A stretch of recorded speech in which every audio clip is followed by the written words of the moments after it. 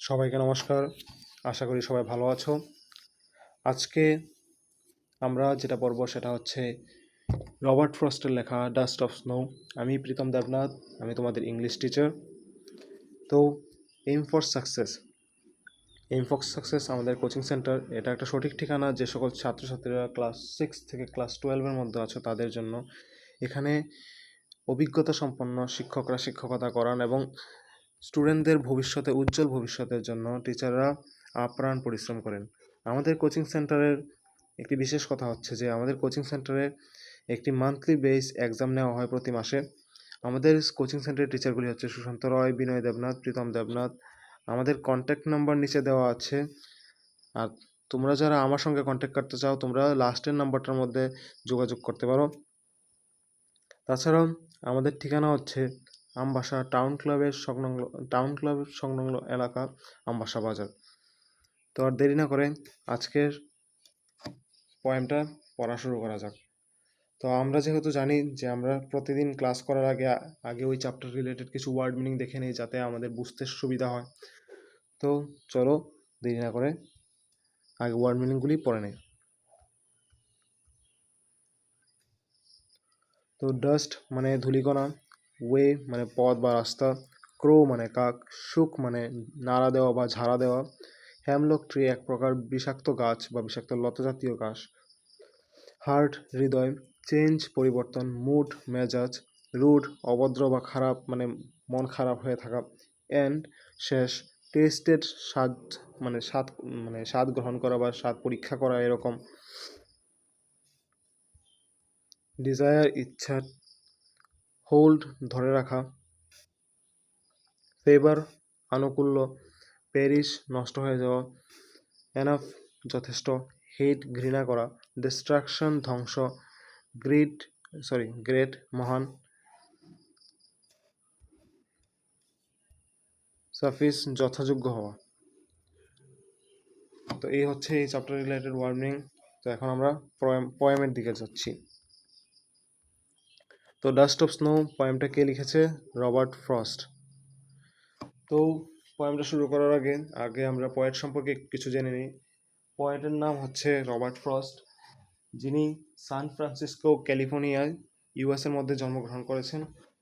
তিনি জন্মগ্রহণ করেছেন 1874-এ 26 মার্চ, আর ওনার মৃত্যু হয়েছে 1963-তে 29 জানুয়ারিতে। তো তিনি লিখেছেন এই পয়েমটা। তো এই পয়েমটা আমরা দেখিনি এই পয়েমটার মধ্যে কি বুঝতে চাইছে পয়েটে। তো পয়েমের নাম হচ্ছে ডাস্ট অফ স্নো। তো ফার্স্ট স্ট্যান্জারে দেখে নিই। The way a crow shook down on me the dust of snow from a hemlock tree. তো যেভাবে একটা কাক একটা গাছের মধ্যে এসে ওই গাছের ডালটা ঝাড়া দিয়েছে, মানে গাছের নাম হচ্ছে এখানে হ্যামলক গাছ, হ্যামলক গাছের ঢালটা ঝাড়া দিয়েছে। তো পয়েটের উপরে কি পড়েছে? Dust of snow.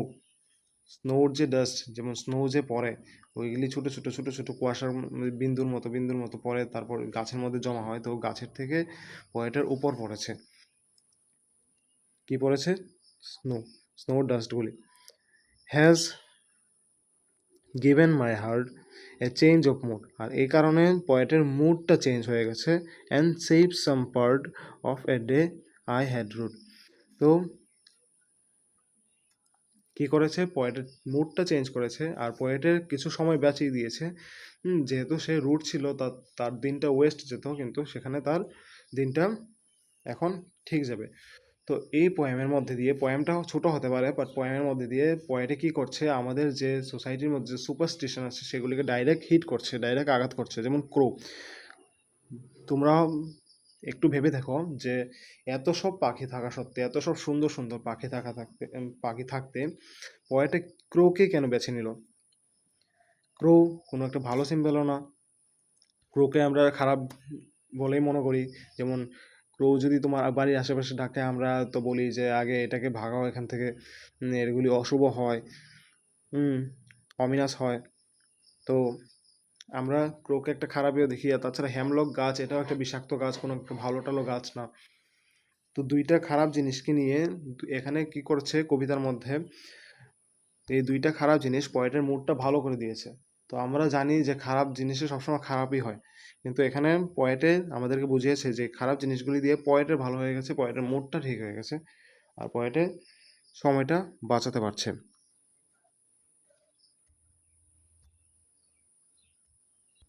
তো এই কথার মধ্যে দিয়ে পয়েটে আমাদের সোসাইটির যে সুপারস্টিশনগুলিকে এগুলিকে ডাইরেক্ট হিট করছে। তো এই রিলেটেড আমি অনেক কিছু বের করে গেছি। তার আগে এটা রাইম স্কিম দেখে নাও। রাইম স্কিম মানে যে লেখার যে ছন্দ, ইংলিশ পোয়েম লেখার যে একটা প্যাটার্ন আছে, যেমন ধরো ক্রো, স্নো, মি, ট্রি, এগুলি রাইমিং যে মিলছে এগুলিকে রাইম স্কিম বলে। ছন্দ যে মিলছে। তো এই রাইমিং স্কিমগুলি তোমরা কী করে বুঝে নেবে যে একটা পোয়েমের রাইমিং স্কিম কী? তো এখানে দেখো, ক্রো, ক্রো ওয়ার্ডটার লাস্টের সাউন্ডগুলি ও আসছে। সেম ক্ষেত্রে স্নোর মধ্যেও ও আসছে, লাস্টের দুইটা লেটারও মিলছে, তাছাড়া এটার সাউন্ডও মিলছে। তো এই দুইটাকে আমি যদি এ ধরে নিই, এই দুইটাকে যদি আমরা এ ধরে নিই, তারপর shook down on me, me আর ট্রি, লাস্টের একটা লেটার মিলছে, তাছাড়া এটার সাউন্ডও মিলছে, ই, ই লাস্টে আসছে। তো এইটাকে যদি বি ধরে নিই, তারপর হার্ট আর পার্ট, হার্টের মধ্যেও আর্ট মিলছে, পার্টের মধ্যেও আর্ট মিলছে, লাস্টের তিনটা তিনটা লেটার করে মিলছে। এটাকে যদি সি ধরে নিই,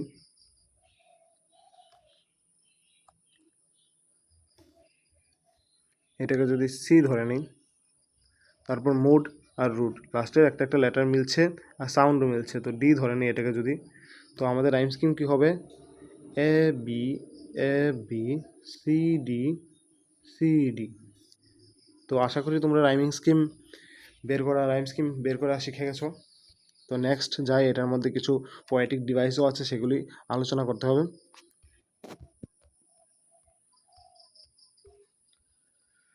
তো এটা রাইম স্কিম এখানে দেওয়া আছে। তো এই স্ট্যান্সের মধ্যে পোয়েটিক কি বলছে, যে হ্যামলক গাছ একটা পয়জনাস ট্রি, এটার মধ্যে মানে এবং এটার মধ্যে একটা ক্রো এসে বসেছে, এবং যার কারণে পোয়েটের মুডটা ভালো হয়ে গেছে। এটার ক্রো এসে বসেছে, তার উপর স্নো পড়েছে গাছটা থেকে, তো এই কারণে পোয়েটের মুডটা ভালো হয়ে গেছে। তো ফার্স্টের যে স্ট্যান্সটার মধ্যে আমরা যেসব পোয়েটিক ডিভাইসগুলি দেখতে পাই সেগুলি হচ্ছে অ্যাসোনেন্স। অ্যাসোনেন্স হচ্ছে দ্য ভাওয়েল, ও এর প্রমিনেন্স বোঝায়।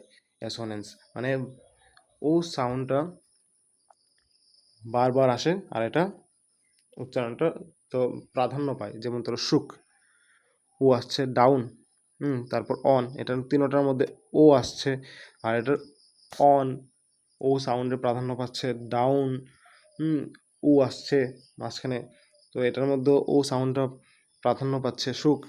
তো এটার মধ্যে চারটা ওয়ার্ডের মধ্যে তিনটা ওয়ার্ডের মধ্যে এ আছে, তো এটার মধ্যে ও এর রিপিটেন্স আছে, প্লাস এটার একটা প্রমিনেন্সও আছে। তো এই কারণে এটা অ্যাসোনেন্স, এটাকে বলে অ্যাসোনেন্স। এনজাম্পমেন্ট, তো এনজাম্পমেন্ট কি? এনজাম্পমেন্ট হয়েছে যে আমরা যদি একটা পয়েম লিখি, এটাকে আমরা পাঞ্চুয়েশন মার্ক ইউজ না করে আমরা যদি নেক্সট লাইনে চলে যাই, একটা লাইনে যদি পাঞ্চুয়েশন মার্ক ইউজ না করে আমরা যদি নেক্সট লাইনে চলে যাই, এটাকে বলে পাঞ্চুয়েশন। তোমাদেরকে দেখাচ্ছি, যেমন ধরো এই পয়েমটার মধ্যে এখানে দেখতে পাচ্ছ ফার্স্ট স্ট্যান্জার মধ্যে কোথাও কোনো পাঞ্চুয়েশন মার্ক নেই। সেকেন্ড স্ট্যান্জার মধ্যেও লাস্টে একটা শুধু ফুল স্টপ। তো এই কারণে এগুলির মধ্যে কি হয়েছে, এনজাম্পমেন্ট ইউজ হয়েছে। যেমন তো ক্রোর পরে কোনো ফুল স্টপ নেই, কিন্তু তারপর আমরা নেক্সট লাইনে চলে যাচ্ছি। তো এটাকে এই যে লাইনগুলিকে টেনে টেনে এনে যে লেখা, এটাকে বলে এনজাম্পমেন্ট। তারপর মেটাফর, মেটাফর হচ্ছে তুলনা করা, যেটা দুইটা জিনিস যেটার মধ্যে মিল নেই, যেটার মধ্যে যেটা সম্পূর্ণ আলাদা, সেগুলিকে বলে মেটাফর। এখানে কি করেছে, the poet compare snow flakes with dust. তো এখানে পয়েটে কি করেছে, যে স্নো ফ্লেক্সগুলি আছে, যেমন ধরো ওই স্নো যে পড়ে এগুলিকে স্নো ফ্লেক্স বলে, তো এই স্নো ফ্লেক্সকে ডাস্টের সঙ্গে কম্পেয়ার করেছে। এখন ডাস্ট আর স্নো ফ্লেক্স কি এক? দুটো এক না, দুটো টোটাল আলাদা। তো এই আলাদা জিনিসকে যখন কম্পেয়ার করে পোয়েমের মধ্যে কোনো কিছু বোঝাতে গিয়ে, তখন সেগুলোকে কি বলে, মেটাফর। মেটাফরের আরেকটা এক্সাম্পল দিচ্ছি, যেমন he is as beautiful as rose. এখানে যে রোজ আর মানুষটা, যার সঙ্গে আমরা কম্পেয়ার করেছি, মানে বিউটিফুল বলেছি তো ওকে, তো ওই মানুষটার সঙ্গে যে রোজটা কম্পেয়ার করেছি, মানুষের রোজ কি এক, টোটাল আলাদা। এটার মধ্যে কি ইউজ করা হয়েছে, metaphor, sorry as well as দিয়ে, অ্যাজ আর অ্যাজ দিয়ে যখন কানেক্ট করা হয় তখন সিমিলিও ইউজ করা হয়, তখন এটা সিমিলি হয়। ম্যাটাফর অন্য ক্ষেত্রে, যেমন ডাস্ট অফ স্নো এখানে দিয়েছে, এটা metaphor. Imagery, the poet has given the visual description of the whole stanza.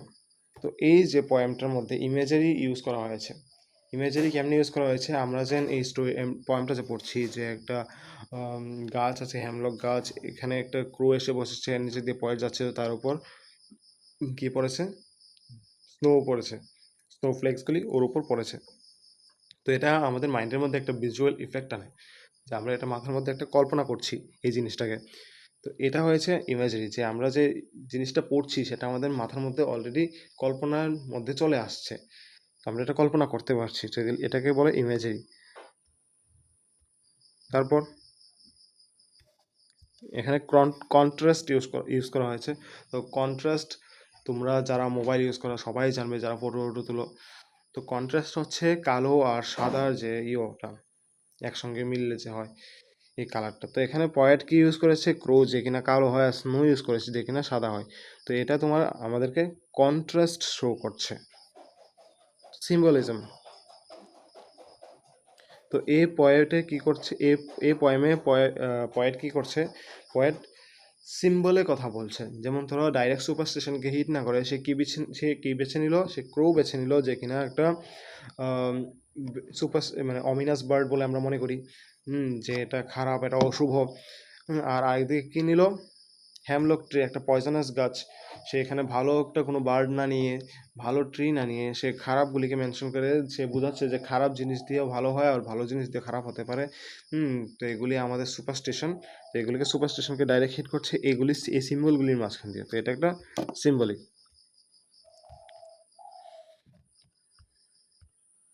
তো সেকেন্ড স্ট্যান্ডার মধ্যে যেসব পোয়েটিক ডিভাইসগুলি ইউজ করা হয়েছে, সেকেন্ড স্ট্যান্ডার মধ্যে কী বলেছিল, যে যার কারণে পয়েটের যে ব্যাড মুডটা ছিল সেই ব্যাড মুডটা ঠিক হয়ে গেছে।